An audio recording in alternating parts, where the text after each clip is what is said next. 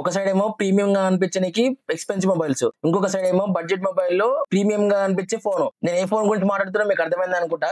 అదే nothing phone 3A light.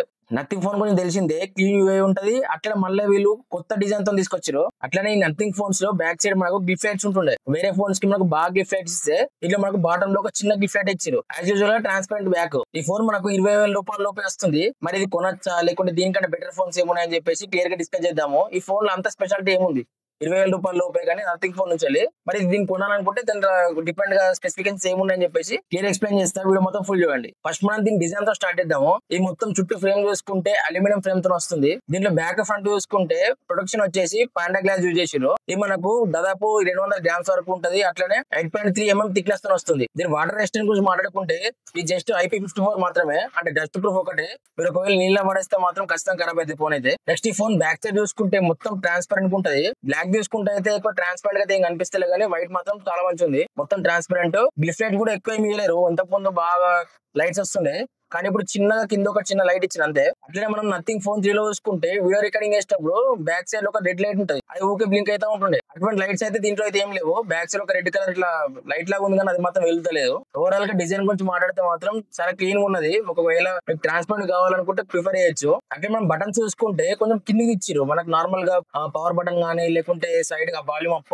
Down button కొంచెం పైన ఉంటుండే కదా, ఇవన్నీ కొంచెం కిందికి ఇచ్చిరు. మీరు నార్మల్ గా వేరే ఫోన్స్ రెగ్యులర్ గా వచ్చేసే వాళ్ళైతే కొంచెం మీరు అలవాటు కానీ కొంచెం టైం అయితే పడుతుంది. నెక్స్ట్ మనం దీని డిస్ప్లే గురించి మాట్లాడుకుంటే ఇది మనకు 6.77 inch AMOLED plus 120Hz refresh rate తో వస్తుంది. ఈ 2.3K full HD plus resolution display. అట్లనే దీని పీక్ బ్రైట్నెస్ చూసుకుంటే 3000 నిట్స్ వరకు ఇచ్చారు. 3000 నిట్స్ అంటే యాజ్ యూజువల్ గా మనకు ఎండలోకి వెళ్ళినప్పుడు చాలా బాగా అనిపిస్తుంది. AMOLED డిస్ప్లే కాబట్టి కలర్స్ అయితే మంచి నేచురల్ అనిపిస్తున్నాయి. కలర్స్ కొంచెం బయట కనిపించడం. ఓవరాల్ గా డిస్ప్లే గురించి చెప్పాలంటే డిస్ప్లే అయితే మంచిగా ఉంది. కలర్స్ మంచిగా అనిపిస్తున్నాయి. అట్లనే ఒక యూట్యూబ్ గానీ వీడియోస్ గానీ చూసే వాళ్ళకైతే చాలా మంచి ఉంటుంది డిస్ప్లే అయితే. ఎక్కడ డ్రాబ్యాక్ అయితే ఏం లేదు. నెక్స్ట్ దీంట్లో గుర్తుపెట్టుకోవాల్సిన విషయం ఏంటంటే సింగిల్ స్పీకర్ తో వస్తుంది. సింగిల్ స్పీకర్ అంటే మనకు జమానా కాలం ఉంటుండే సింగిల్ స్పీకర్. ఇప్పుడు అన్ని ఫోన్స్ మనకు డ్యూయల్ స్పీకర్ తీసుకొస్తున్నారు. నార్మల్ గా OTT లో మూవీ చూసే వాళ్ళకి గానీ లేకుంటే యూట్యూబ్ ఎక్కువ చూసే వాళ్ళకి గానీ చాలా ఇబ్బంది అనిపిస్తుంది. వీళ్ళు కూడా డ్యూయల్ స్పీకర్ తీసుకొస్తే బాగుంది అనిపించింది. మెయిన్ గా దీని పర్ఫార్మెన్స్ గురించి మాట్లాడుకుంటే ఈ MediaTek Dimensity 7300 Pro ప్రాసెసర్ మీద రన్ అవుతుంది. ఈ 4 nanometer టెక్నాలజీ పై డిజైన్ చేసారు. అట్లనే దీని ర్యామ్ టైప్ తీసుకుంటే LPDDR4X తో వస్తుంది. UFS 2.2 తో వస్తుంది. ఈ ప్రాసెసర్ గురించి చెప్పాలంటే డీసెంట్ ప్రాసెసర్ అని చెప్తా. ఎందుకంటే హెవీ గేమ్స్ అయితే ఆడరాదు. నార్మల్ గా గేమ్స్ అయితే ఆడుకోవచ్చు, కానీ BGMI లాంటి హెవీ గేమ్స్ ఆడినప్పుడు ఒక్కొక్కసారి మీకు లాగ్స్ అని నోటీస్ చేస్తారు ఖచ్చితంగా. అట్లనే BGMI 120 FPS లో గేమ్ అయితే హ్యాండిల్ చేస్తుంది. కానీ 120 FPS లో రన్ చేసినప్పుడు మనకు ఒక్కోసారి ఫ్రేమ్ డ్రాప్స్ అయితే కనిపిస్తున్నాయి. And day to day life task అయితే మంచిగా హ్యాండిల్ చేస్తుంది. అట్లనే నార్మల్ గేమింగ్ అయితే ఆడుకోవచ్చు.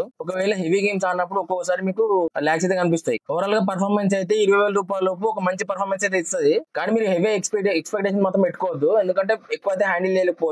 నెక్స్ట్ దీంట్లో కెమెరా సెటప్ గురించి మాట్లాడుకుంటే ఈ 50 MP మెయిన్ కెమెరాతో వస్తుంది. అట్లనే దీనిలో 8 MP ultra wide angle lens, 2 MP depth camera ఉన్నది. బ్యాక్ కెమెరా మొత్తం ఫోటో తీస్తే డే టైమ్ లో కొంచెం మంచిగా వస్తున్నాయి, కానీ కొంచెం బ్యూటీ యాడ్ అవుతుంది అప్పుడప్పుడు. నెక్స్ట్ లో లైటింగ్ వస్తే కూడా సేమ్ అంతే. లో లైటింగ్ లో వస్తే కొంచెం సాఫ్ట్ గా వస్తున్నాయి ఫోటోస్ అయితే. నెక్స్ట్ ఈ కెమెరాతో మనం 10x వరకు డిజిటల్ జూమ్ వేసి ఫోటోస్ అయితే తీయొచ్చు. ఈ బ్యాక్ కెమెరాతో మనం 4K 30 FPS లో వీడియో రికార్డింగ్ చేయొచ్చు. నెక్స్ట్ ఫ్రంట్ చూసుకుంటే దీంట్లో 60 MP వైడ్ యాంగిల్ లెన్స్ ఉన్నాయి. దీంతో మనం 1080p 60 FPS వరకు వీడియో రికార్డింగ్ చేయొచ్చు. ఇది కూడా సేమ్ ఫ్రంట్ కెమెరా కొంచెం బ్యూటీ అయితే యాడ్ అవుతుంది. అట్లానే కొంచెం సాఫ్ట్ గా వస్తున్నాయి ఫోటోస్ అయితే. ఈ ఫోన్ చూస్తే నాకు ఎట్లా అనిపిస్తుంది అంటే సేమ్ CMF Phone 2 Pro ఉంటుండే, సేమ్ ఇదే స్పెసిఫికేషన్స్, కానీ కొంచెం దీనిలో డిజైన్ చేంజ్ చేసారు. అది కొంచెం డిజైన్ ప్లాస్టిక్ బాడీతో వస్తుంది. ఇది కొంచెము back side front panda glass తో వస్తుంది. అట్లా కొంచెం ట్రాన్స్పరెంట్ బాడీ ఉంటుంది. ఇది గ్లిఫ్ లైట్స్ అవన్నీ యాడ్ చేసారు. దాంట్లో మనకు 50 MP టెలిఫోటో లెన్స్ ఉంటుండే, కానీ దీంట్లో మనకు టెలిఫోటో లెన్స్ చేసారు. 2 MP డెప్త్ కెమెరా తీసుకొచ్చారు. ఆల్మోస్ట్ స్పెసిఫికేషన్స్ అన్ని సేమ్ ఉంటుండే. అది ఇంకా 17,000 రూపాయల లోపు వస్తుంది. ఇది మనకు 20,000 రూపాయల దాకా పడుతుంది. నెక్స్ట్ దీని బ్యాటరీ గురించి మాట్లాడుకుంటే ఇది 5000 mAh బ్యాటరీ, అట్లనే 33 వాట్ ఫాస్ట్ ఛార్జింగ్ సపోర్ట్ ఇస్తుంది. ఈ 5000 mAh అంటే నాకు యాక్సెప్టబుల్ అనిపించలేదు 20,000 రూపాయలు అంటే. ఇప్పుడు నార్మల్ గా ఫోన్స్ అన్ని 20,000 రూపాయలు కూడా నాకు 7300 mAh 7000 mAh అట్లా వస్తున్నాయి. మనకు IQ G10 కానీ ఇవన్నీ చూసుకుంటే మనకు 7300 mAh బ్యాటరీ. ఈ బ్యాటరీనే కొంచెం మనకు 6000 mAh 7000 mAh ఇచ్చేసి అట్లా ఫాస్ట్ ఛార్జింగ్ కూడా 60 వాట్ అన్నా లేకుంటే 90 వాట్ ఇస్తే మంచిగా ఉంటుండే. నెక్స్ట్ ఈ బాక్స్ లో అయితే ఛార్జర్ అయితే రాదు. ఛార్జర్ అయితే మనం బయట కొనుక్కోవాల్సిందే. మళ్ళీ ఖచ్చితంగా మనకు కేబుల్ అయితే ఇస్తారు, కేబుల్ అయితే ప్రొవైడ్ చేస్తున్నారు.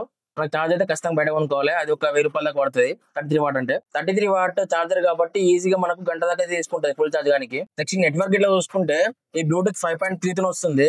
అట్లా వైఫై చూసుకుంటే వైఫై 6 తో వస్తుంది. దీంట్లో మనకు ఐఆర్ బ్లాస్టర్ అయితే ఇచ్చేసారు. ఐఆర్ బ్లాస్టర్ లేదు. దీంట్లో మనకు NFC సపోర్ట్ అయితే ఉన్నది.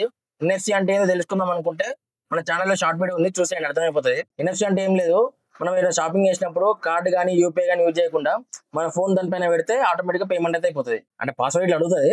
పాస్వర్డ్ ఇస్తే ఆటోమేటిక్ గా పేమెంట్ అయితే అయిపోతుంది. ఈ ఇన్ డిస్ప్లే ఫింగర్ ప్రింట్ తో వస్తుంది. అట్లనే మనం ఆడియో జాక్ చూసుకుంటే యూఎస్బి టైప్ సి పోర్ట్ తో వస్తుంది. ఓవరాల్ గా ఫోన్ చూసినాక ఏమనిపించింది అంటే నాకు సేమ్ సిఎంఐ ఫోన్ 2 Pro అనిపించింది. ఆల్మోస్ట్ సేమ్ స్పెసిఫికేషన్స్, కానీ కొన్ని చేంజ్ చేసిరు. ఫైనల్ గా 20,000 రూపాయల లోపు ఈ ఫోన్ కొనొచ్చా లేకుంటే కొనొద్దా అని చెప్పేసి మాట్లాడుకుంటే ఒక డిఫరెంట్ కైండ్ ఆఫ్ ఫోన్ వాడదాము అనుకుంటే మాత్రము ఈ ఫోన్ తీసుకోవచ్చు. నేను ఎక్కువ గేమ్స్ ఆడను, అట్లనే బ్యాక్గ్రౌండ్ ట్రాన్స్పరెంట్ ఉండాలి, క్లీన్ యూఐ ఉండాలి, స్పెషల్ గా నథింగ్ నుంచి ఒక ఫోన్ ట్రై చేద్దాం అనుకున్న వాళ్ళైతే ఈ ఫోన్ అయితే తీసుకోవచ్చు 20,000 రూపాయల లోపు. లేదు అనుకుంటే మనకు మార్కెట్ లో 20,000 రూపాయల లోపు ఇంకా మంచి మంచి ఫోన్స్ ఉన్నాయి. సో ఇది friends nothing phone 3A light గురించి ఫుల్ స్పెసిఫికేషన్స్. మీకు ఏం డౌట్ ఉన్నా కూడా కామెంట్ బాక్స్ లో చెప్పండి, నేను ఖచ్చితంగా రిప్లై ఇస్తా. వీడియో వస్తే మాత్రం ఒక లైక్ చేయండి. అట్లా మరింటి ఎక్కువ కోసం సబ్స్క్రైబ్ చేయండి.